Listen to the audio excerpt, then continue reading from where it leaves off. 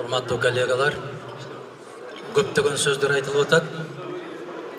Жана ар бир сөз башталганда Өмүрбек Ширкешевич абакта деп айтышып атпайбы? Адамдын денеси кайсыл жерде болгондугу маанилүү эмес. Адамдын жүрөгү кайсыл жерде. Өздөрү бул жерде олтуруп, жүрөктөрү абакта болгондордон Кудай сактасын. Жүрөк абакта калган жаман. Адам деңиздин астында болобу, же асманда болобу, кайсы жерде жүрсө дагы жүрөгү эркин болуп, каалаган сөзүн айта албаса, каалаган пикирин айта албаса, жетеленген малдай болуп жүргөн, өткөргөн өмүрү бул өмүр эмес. Кыска өмүрлөр болот, кыска жасаган жумуштар болот. Мына ошол тарыхта жарык этип жанган жылдыздай болуп кала берет.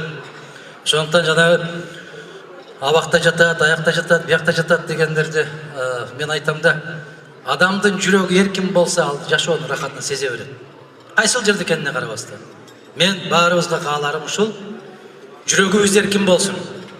Ар бир нерсени убагында айта билели. Ар бир нерсе ачуу болсо да, таттуу болсо да айта билели.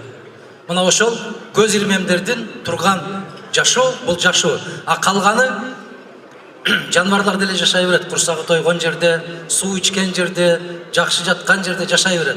Адам менен айбандын бир айырмасы ушул: өзүнүн көкүрөгүндөгү сөзүн айта билүү. Мына ушул өткөн жылы 2 жыл башта Москвада кыргыз биздин боордоштор менен жолугушуп атып, мыкты саясатчылардан кимди билесиз деген суроо келиптир.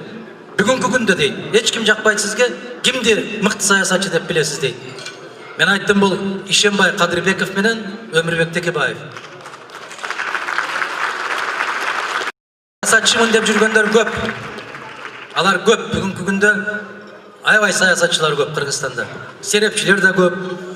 Эмне үчүн дейт, мага кийинки суроо берип атат. Текебаев сизге ушунчалык каттуу каршы чыкса дагы, сиз Текебаевди мактап атасыз дейт. Бул билесиздерби, биздин заман кандай заман болуп калды? Жаман көрүү деген жаман көрүү эмес. Жаман көрүү көз караштардын кагылыштары, позициялардын ар кандай болушу. А инсан катарында сурап атпайсыздар сиздер. Мыкты саясатчы ким деп сурап атасыздар. Ошондуктан ким болсо дагы, маселен, сабатсыз досуңа караганда сабаттуу кайчылаш пикирде жүргөн киши мен үчүн эң кымбат киши ошол. Бул ушул позиция куттуу болсун. Айгүл дайым жакшылыктардын үстүндө, мен жана айттым. Алла аман койгон болсо, алдыда көптөгөн жакшылыктар бар. Ошол жакшылык күндөрдү баарыбызга жараткан Алла бирге көрсөткөндү насип кылсын.